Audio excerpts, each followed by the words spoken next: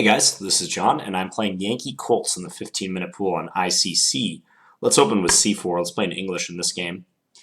So YankeeColts is 2077, and he has a peak rating of 2117. I'll play G3 on move 2. I like to use this setup. And it's possible we could get a Botvinnik variation, but no, he plays D5. So we're going to go into some line of the Pseudo-Grunfeld after I capture. This is an interesting line. Usually they play knight b6 now, withdraw the knight, because they don't want to take and assist us in repairing our pawn structure. So knight b6 can be played, after which there's a lot of approaches white can adopt. I'll probably adopt one with d3 and bishop d2. Pretty simple. But remains to be seen what he'll do. Yeah, compared to a normal Grunfeld, white has not occupied the center yet, so that's interesting that he takes. I do want to take with the b-pawn. And after bishop g7, I'll have to decide how to proceed. Like, rook b1 is a move I can definitely play if I want to just try to gain a tempo by attacking his b-pawn. There's a trap here. Like, if rook b1, I think I'll play this move, it's useful. But if rook b1 and he castles, thinking that bishop takes b7, rook takes b7 can be met by queen d5, and wins material because he forks both of his rooks, I can surprise him by playing rook takes b7 instead of bishop takes b7 to start. And that will win a pawn for white. So rook b1, I'm just trying to inconvenience him for the moment. I mean, make him play either c6 or knight c6. And he does play knight c6, so at least now his pawn cannot come to c5. I don't know how much additional benefit I'll gain from his knight being on c6, but for now, it's helpful that he can't do that. Thinking I might just play d4 now. Now might be a good time to take over the center. I could play knight f3 and just castle, but he might play e5 and grab his fair share of the center. I don't want to take on c6, despite that looking pretty attractive to give him double pawns, because I don't think it's worth giving up my light square bishop. So let's just play d4. Seize the central space that is on offer. Now, assuming he castles now, I have a choice between playing e3 or e4. It's an interesting one. I sort of like e3, maybe inspired by my Grunfeld game with Bulletproof a few days ago, where I put this setup to good use. Yeah, let's do that. In that game, Black's pawn was on c5 and his knight was behind it, which gives him more pressure on d4. So here, my d4 pawn is looking like a very stout defender. I'm just a fan of this approach, like playing knight e2 here after.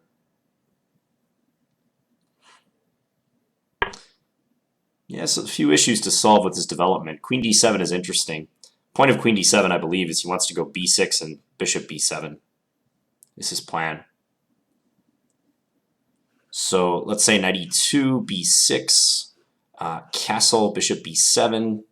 I probably have a moderate advantage there, but his coordination looks reasonable.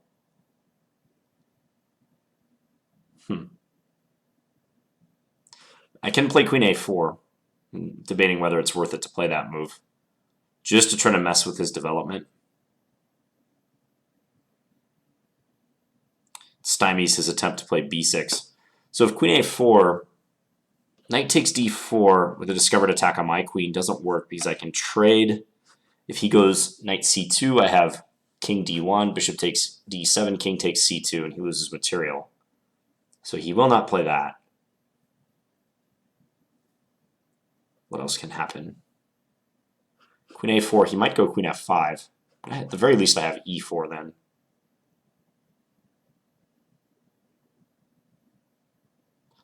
Maybe queen a4, rook d8 is annoying. Renewing the threat of knight takes d4, sort of. Is that really the case, though? Queen a4, rook d8, knight e2. If knight takes, I take his queen. He goes knight c2, I have king over. Yeah, it doesn't change anything. Thought for a second it did. This looks intriguing. I'm going to give it a shot. After scanning the position, I don't see a harmonious way for him to continue, so if I can just play this one move and frustrate his development over the next several moves, I will consider it a useful move, queen a4.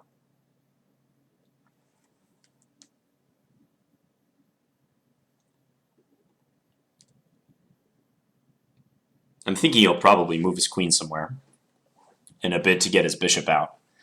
But if he can't play b6, he still has to figure out a way to solve the problem of the b7 pawn being attacked. Meanwhile, I'm just planning knight e2 and castles. Nothing special.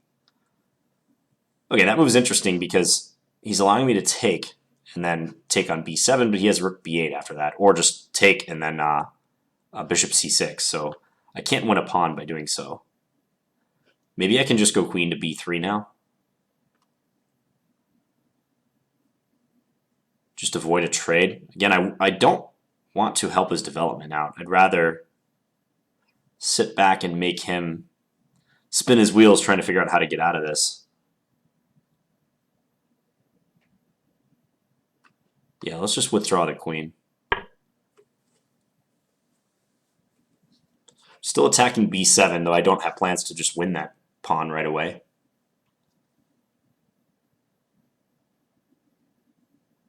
Now my rook on b1 is defended, so if like queen f5, I don't necessarily have to play e4. I could continue knight e2 if I wanted. If queen d6, I like the fact that I have bishop a3, attacking the queen and the pawn behind it. He can strike at my center with c5 or e5, but I'll still play knight e2 against either one of those.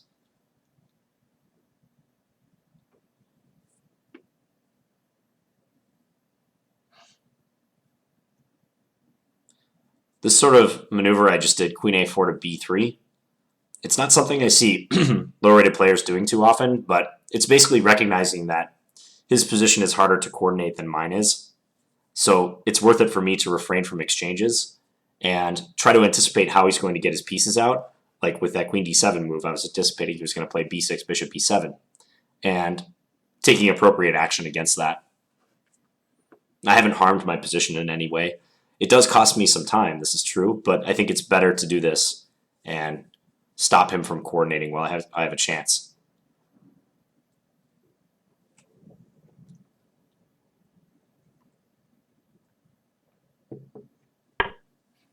Rook b8. Okay, so he might be trying to go b6 and bishop b7 anyways. It's very possible.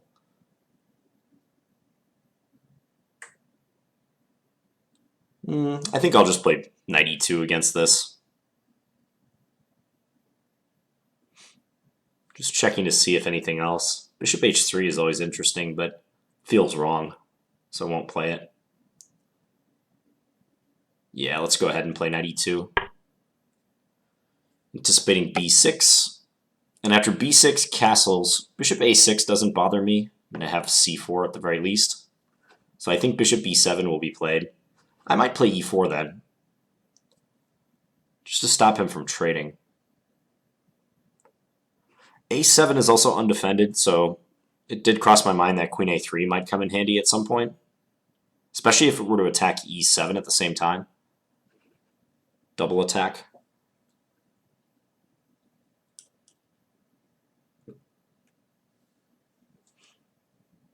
Time-wise, we're about even.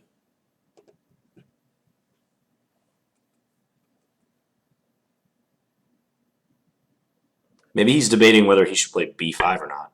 Oh, he settles on b6. Okay, let's just play this move fairly quickly. No reason to think about that.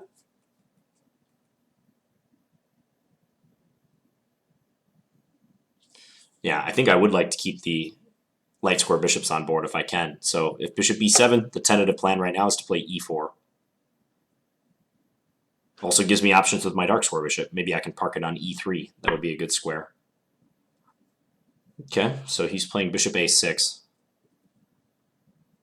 Well, I mentioned that I always have c4 against that if I want. So that's my first instinct. Rook e1 is playable. This bishop has good scope here, though. I wonder if his idea is c4 and then back to b7. Maybe trying to dissuade me from playing e4 because bishop takes d4 might be possible, but hard to say. No, I'm not going to debate the merits of that too much. I think this is just a good move. If something like queen e6, attacking c4 again, I can play d5.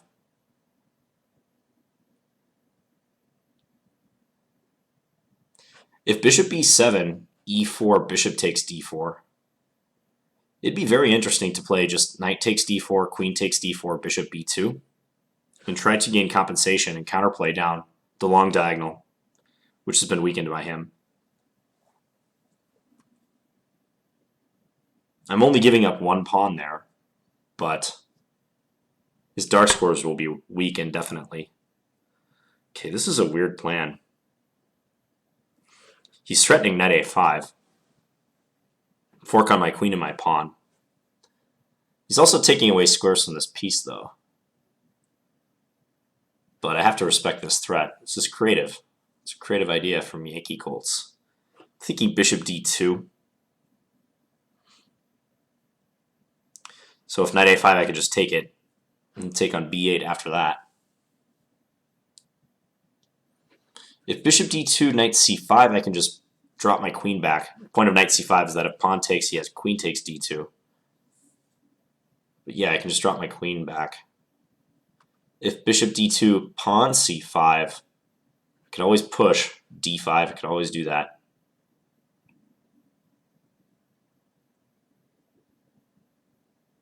All right, let's play it.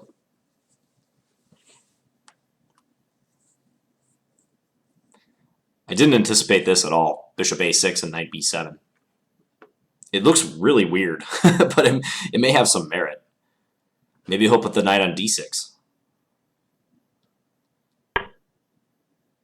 Remains to be seen.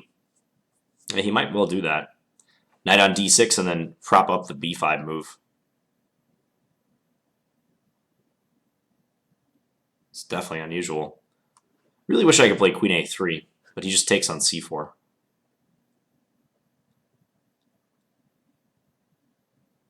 So that's out of the question. d5 looks normal, but after knight d6, he's attacking this. Say I go rook fc1. I'm just kind of concerned about b5. He gets a lot of activity out of that deal. I mean, it'd be nice to throw in a4 as well, but it's slow.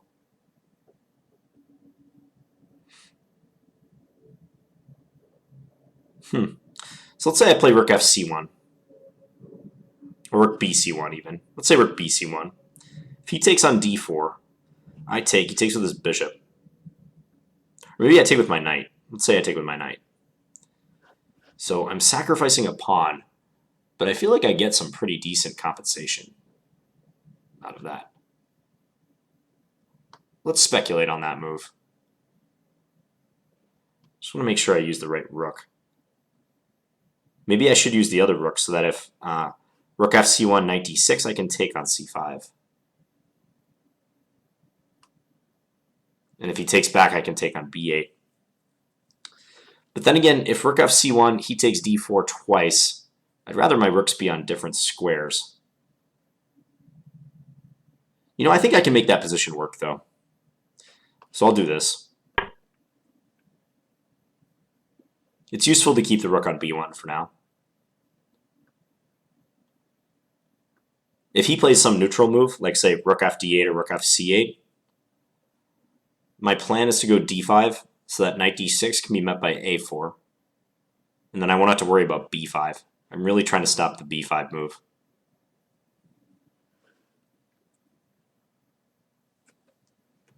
I am offering to sacrifice a pawn, though, in doing so.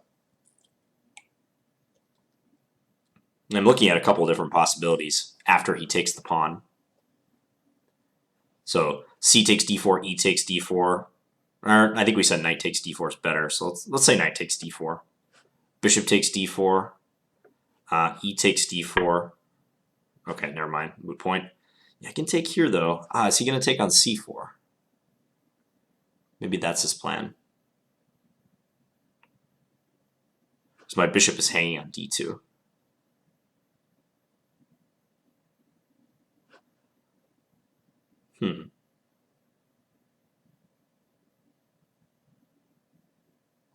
Yeah, he could take either way on c4. D takes c5. Let's say bishop takes c4. Well, bishop takes c4, maybe c6 is interesting. So let's say d takes c4, knight takes c4. Is it terrible if I have to just go queen to c3, though? Is that going to kill me? I don't think so. All right, I'm taking a leap of faith here, but I think this is all right. Otherwise, I don't like my position. Maybe I could have played a4 there, though, instead of releasing the tension. It's complicated. I still feel he would have been okay. Let's see what he's got in mind after taking on c5.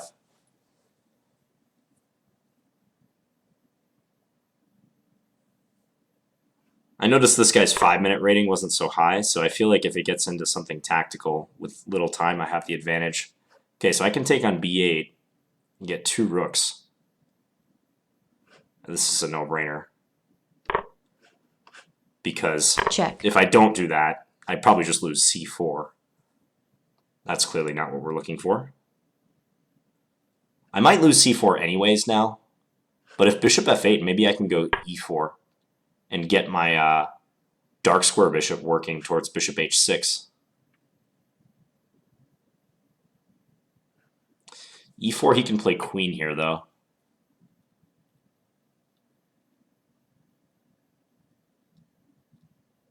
It'd be nice if my rooks were a little more coordinated.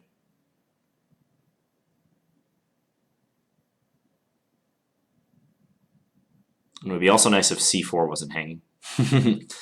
But we're going to have to live with this position. So let's say e4, he plays queen c7. e4, queen c7, I can just retreat, like rook back to b1. Knight takes c4, bishop c3, something like that. e2 is kind of loose, though.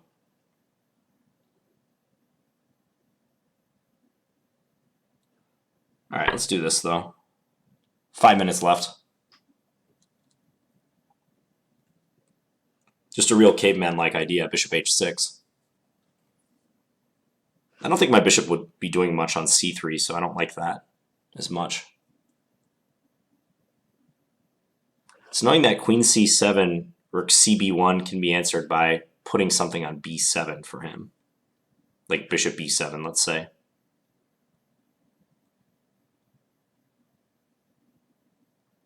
Even that is interesting, though, after e5.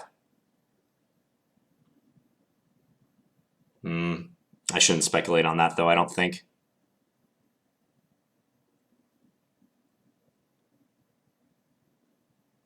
Yeah, I don't think that's any good. I think for him, queen c7 should be played because it'll back me off. Maybe I can get away with rook a8 then. That would be very interesting.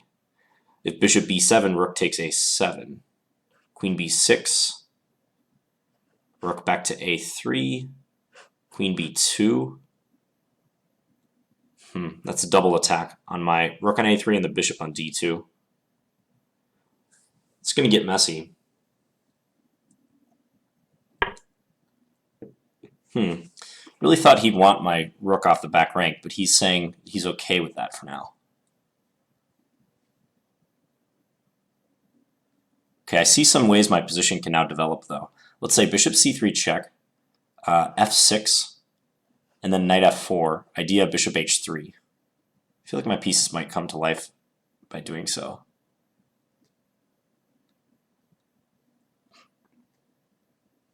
So he's addressing bishop h6 with that last move. Could go knight f4 right away. That's not as forcing. Let's do this. Check. I probably will have to move this bishop anyways because it is undefended on d2. Okay, so now the plan is this move. It's very interesting. Bishop h3 is a strong threat. Because if I get into e6 with my knight, it could be lights out. At the very least, he'll lose his bishop.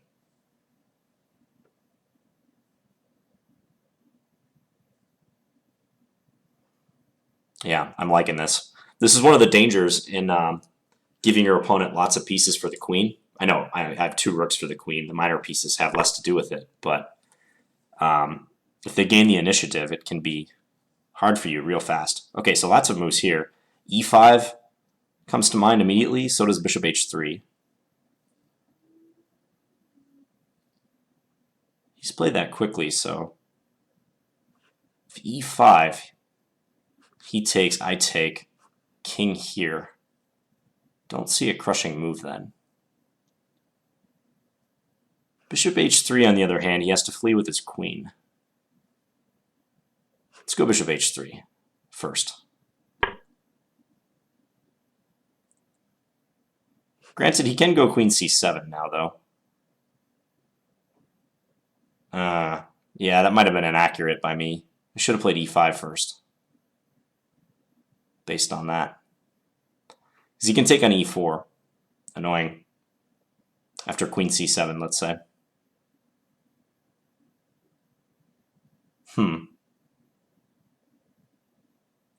Yeah, e5 immediately would have been better. Queen c7, can I go rook cb1? And if knight takes, maybe cause some trouble on the... Yeah, that's what I'll do. On the 7th rank. Because I might put my bishop in on e6 at some point, instead of bringing my knight in. Might just do that. The best thing here for me would be if he played e6, because then e5 packs a bigger punch. And it weakens his 7th rank too. So queen c7, I think I want to play rook cb1. And if knight takes e4, probably come into b7 with something. I'm just not sure what. Yeah, see, that justifies my idea now. This is going to hurt, isn't it?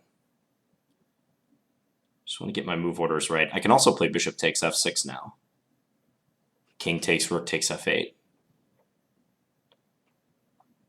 But no, I think this must be better.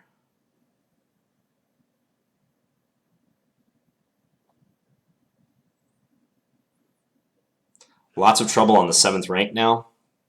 And if he takes my pawn, I take king here. There's a lot of heat coming down. I mean, even a simple move like rook d1 then would give him big trouble. Probably would play rook b1 though, I think is what I'd lean towards.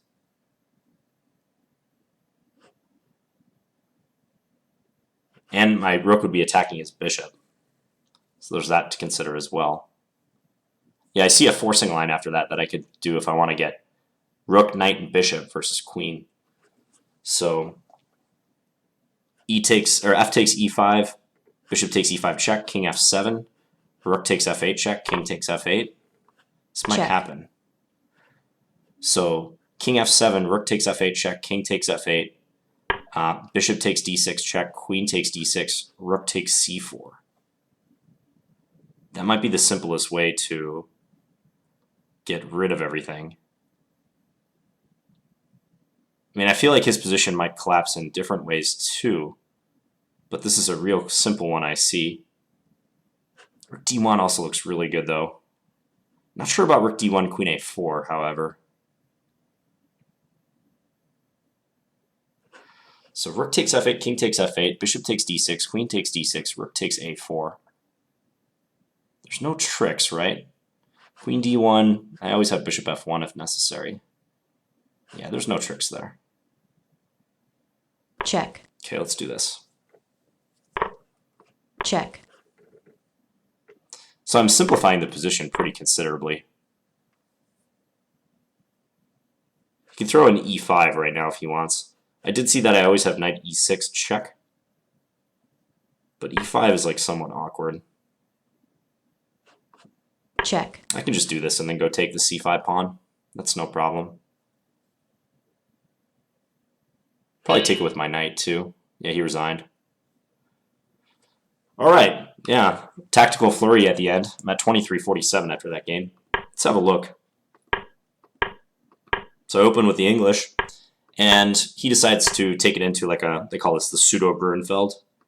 It's not a normal Grunfeld because white hasn't put the pawn on d4, but it's definitely related. I always thought the best move here is knight b6. And then if white is intent on not putting the pawn on d4, the next best thing is to do this. And bishop d2 is an interesting idea. Trying to delay knight f3. Because one possibility is after knight c6, I have seen some games where white voluntarily gives up their bishop for the pawns and then plays like knight f3 now. This is a little bit different from the scenario I was referring to in the game. I think this is more acceptable because white's better developed. Whereas the scenario I was alluding to in the game, where I would give up my light square bishop, I don't think that was as appealing. The scenario I was talking about was after all this happened, knight c6. Here it doesn't seem as good to me for some reason. Maybe because there's one additional open file. Although there's an open b file on the other line too. It's just there was a knight on b6 blocking it. But yeah, I think I like the way I played it better. d4. Castles. It's an interesting choice between e3 and e4. I'm not exactly sure which one is better. Let's just see. Yeah, I could develop my knight too, but I kind of don't like blocking the diagonal for the bishop in this line. Computer says e3 is fine. Queen d7 is an interesting move. I know Larson used to like this idea. Queen d7 to protect a knight on c6, and then b6 and bishop b7. I guess I'm not super happy about how queen a4 turned out, but admittedly he had to find or come up with an unusual setup to prove that queen a4 might not be accurate. Maybe I should just play knight e2. Let's say b6 occurs. Let's say castles, bishop b7. This is a position. I don't think black has problems here, though. He doesn't have any pawn action in the center, but his development is super solid, and I don't really have any weaknesses I can attack in his camp yet. So hence why I wanted to prevent his main plan. So queen a4. He went knight back to d8. Yeah, I was hesitant to make this trade. And note that here would just be bad in view of take. And if rook takes, bishop c6. Common tactical theme in this line. So I could just trade and play knight e2, but I tried to do this. Rook b8, now knight e2. Yeah, b6. Looks like we both played pretty accurately over the next series of moves. This is a really good plan by him. b6, bishop a6. I mean, I thought for sure he should put the bishop on b7 and try to trade it, but c4. And yeah, I didn't connect it to the fact that he's leaving b7 open for the knight. That was very clever. The engine says my best bet is to give up my gorgeous bishop for his knight. So that's a clear indication that the computer thinks his knight is going to be threatening if I don't get rid of it. So I went here, just stopping knight a5. Played c5. Okay, looks like I made the right call with maybe rook f(c1). I just was not happy about the possibility of d5, knight d6. Let's say this now, and then b5. It seems like his play just comes alive if he does this. If I take, he could reasonably take almost any of the ways, I think, and get a good position. Queen takes. It's like a Benko gambit on steroids for black. He hasn't even had to give up a pawn to achieve this. Now my bishop looks kind of silly. It's blocked by the pawn. That's the other downside of playing d5. He just gets very easy play. So I don't want to play d5. So I went rook f(c1). I think if he goes for this, let's say I do take with the knight. If he goes for the win of the pawn, I wouldn't really have minded so much. I think I get pretty good compensation. I was looking at bishop h6. I was looking at bishop c3, bishop e3. Bishop c3 was probably... I don't know, actually. I'm not sure what I would have done. I saw that maybe I could sneak queen a3 in as well, if it hit his bishop. Yeah, bishop g5 is also a move. It's a good point the engine is making. You do have to worry about knight a5, though, and taking on c4. Let's follow the engine's line. Bishop e3, queen f6, queen a3. Yeah, attacking the bishop. And if this, I assume c5 is good. Trying to destabilize the knight, get rid of its defense on b6. So he correctly did not go for the pawn. He instead played knight d6. And here I did take. Yeah, it's interesting that the computer doesn't like that. And again, this is the reason why I used the F rook to come to C1 rather than the B rook. I wanted the option of B takes C5. This move is hard to resist because, I mean, if I have to play something passive like bishop E1 or something, I don't know. What about A4? I saw that A4 was possible at the last moment, but I thought if, like, say take, let's just say I take with a pawn for argument's sake. Rook F8. This also seemed like an easy position for black to play. His structure is better. I have one more island than he does. I have 3 pawn islands. He has 2. He's got easy pressure on C4, and I can't push the C pawn because of the knight behind it being undefended. So hence I took here. And he took back. Yeah, I thought for sure he was going to be at least considering knight takes C4 or bishop takes C4 right now. Bishop takes C4 is interesting. I saw that I had C6 as a possibility, but now I do see that it might not be bad for him to go down this road. Even though I have a pawn on D7, it's not a monstrous pawn. It's pretty far into his camp without protection. And here he's attacking my rook. So I probably don't have enough for this. He could corral that pawn probably too, like bishop E6, rook FD8. So he should have stopped to consider bishop takes C4, I think. Guess he didn't play B takes C5 super quickly, but I don't know. This seems like a difficult decision to me. Computer still thinks he's better though. Check. So it likes the queen versus the 2 rooks. So how to judge a queen versus 2 rooks position?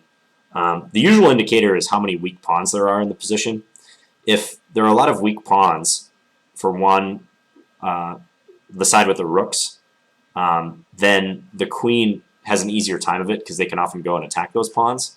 And I knew my A2 and C4 pawns would be vulnerable. Also, if the rooks have trouble coordinating, that can be something that leans in the queen's favor. And here, I guess, I'm not super surprised that the computer thinks black is better, because his coordination is pretty good. Other than being pinned on the 8th rank, his coordination is pretty strong. And my rooks have a hard time connecting with each other. Like, if I could instantly, like, if I could teleport my C1 rook to A8, well, yeah, I'm doing awesome. But it's kind of a pipe dream at the moment. E4 was just a real one-dimensional move, trying to get in bishop H6, and I was trying to open lines too. I didn't like king G7. I thought he should go queen C7. That's interesting, the engine's changing its eval a little bit. I thought it was going down and saying that white's position was more acceptable than it first was made out to be. Yeah, queen C7, just to get this rook off the back rank. That's a big relief for him if he's able to do that. And if I go here, he can interpose with his bishop. Again, disrupts the coordination of the rooks. And if I play rook A8, I thought bishop E7, rook takes A7, queen B6. And if here, queen B2, hitting both of these. This is awkward. Rook D3, I assume take on E4. Yeah, this is the type of position that can be dangerous, when the queen is able to actively go and create threats against pawns and pieces, and the rook coordination is still lacking. You can see the computer thinks I'm lost here because of this. Can't defend the rooks without losing the knight on E2. So he has to play queen C7. I think that's definitely the best move. Play king G7. Check. I give it check. Engine thinks knight F4 is okay. Thinks it's alright. I mean, I was kind of kicking myself for not playing E5 right away, which also appears to be good. It's interesting how that one move, king G7, really changes things. It makes his bishop very bad and allows me to do this with tempo. Check. His best move is just to go back to G8.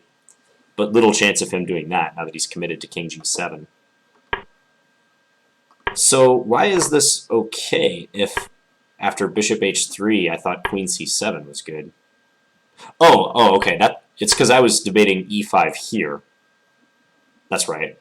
Whether I should play E5 here or bishop H3. So it does seem like I'm correct about that. E5 immediately would have been the stronger move. Because then he doesn't have time for queen C7. Yeah, if he goes queen C7 here, yeah, I think I could just do that. My bishop still defends the rook too, conveniently. But I did this first, but queen C7 would have been a good reply. Then I can't get in e5 as quickly as I would like because I have to waste time doing something with this rook. Like, say, rook a8. Yeah, he can persist in chasing me. So, move order issue there for me. I should have played e5 right away. I had actually thought I had played the more flexible move, bishop h3. I've done that a couple times recently, where I've, actually in my game with Bulletproof, that Grunfeld, I played the move queen d5 when bishop a5 would have been better, because I thought I was being craftier by playing the move that hides my intentions better. Like bishop h3, I'm kind of somewhat playing hope chess and thinking he might do something with his queen, not anticipating e5. But he played e6, and yeah, now my position's great again. I was a little worried about knight e4, though. I saw that move, which attacks the bishop and also reinforces f6. But that's good to know that I would be doing well here. What happens if king f7? Bishop e5. Okay. Apparently this is very strong for white. Still. I'm attacking his rook.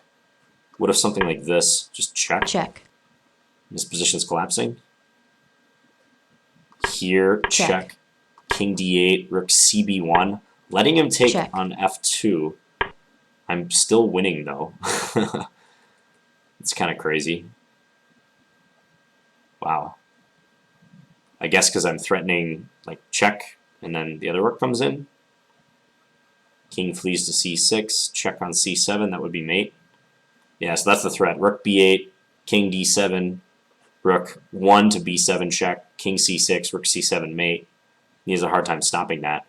I do have a lot of pieces in the equation. It's just, I don't know I would have played a line like this, line queen takes f2. But yeah, his capture on e5 was too accommodating. He should have looked for something like knight e4 or knight f5. Check. Okay, so here, yeah, I wasn't sure what the best way was to win. I thought rook takes f8, while looking good, might not be the easiest.